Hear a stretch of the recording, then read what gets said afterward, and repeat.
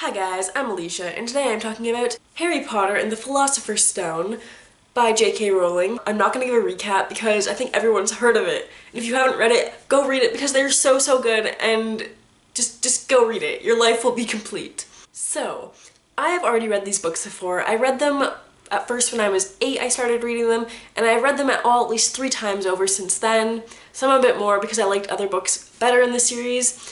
But I haven't read them in years, and I just picked them up again this fall because I had to read them for school, and I just forgot how much I loved them and how rich the world was in the books that the movies don't really reflect. Like, the movies are awesome, don't get me wrong, I love them, but I feel like as the movies went further into the series, they kind of just cut more and more out of the books, which makes sense because the books got bigger.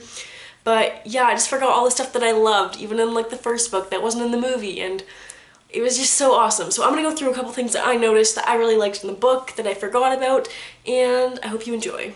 I feel like the most frustrating thing in this book is that it's in the mindset of an 11-year-old boy, and he makes such stupid decisions, and you're like, Harry, like, what are you doing? He's just so stupid.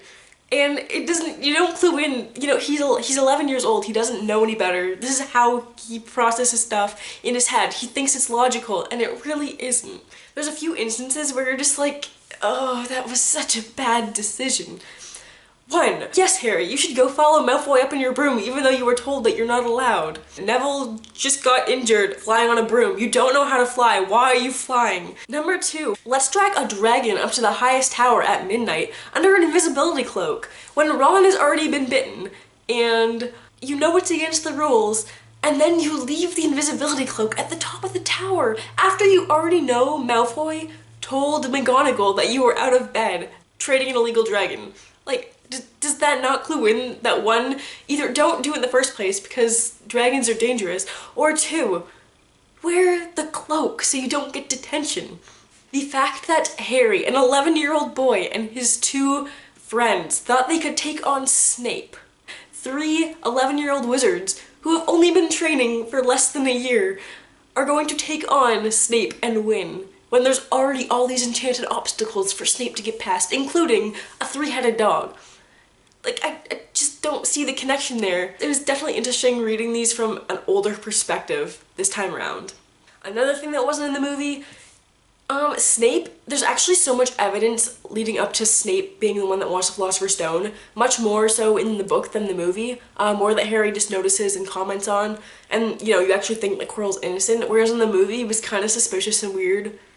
So you're like, I don't know, could be either or. No, in this one, it's definitely, like, Snape. They know it's Snape. They also cut Snape's potions out of the end. For the test that Harry and Ron and Hermione have to get through to get to the stone, they cut out Snape's potions, and I was like, why? That was the best one in my opinion. Another thing that was in the movie, but it didn't do it justice, was Snape's dislike for Harry. There are so many lines in this book. It's just, I don't understand how these teachers are permitted to treat their students so poorly. How is Hogwarts even still a school? It's so dangerous. They send students into a forbidden forest where it's so dangerous that the teacher has to bring a crossbow with them, just in case. But yes, let's send our students, because we are so concerned for their safety, let's send them into that forest for detention. Or, you know, let's keep a 3-headed dog in the castle and just tell the students not to go in. Obviously, a student's gonna go in. You tell a kid that they can't have the candy and you leave the room, they're gonna take the candy off the table. You say, hey students, we're not gonna tell you why, but the 3rd floor is forbidden.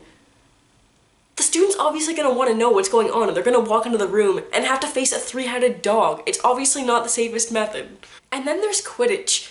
They mention people have died doing Quidditch before. We don't really think of Quidditch as being dangerous because it's from Harry's perspective, and Harry loves Quidditch. But it is actually, if you take into account how many people are injured or almost die or have died doing Quidditch, it's like, how is this a school sport? How do people watch this for fun?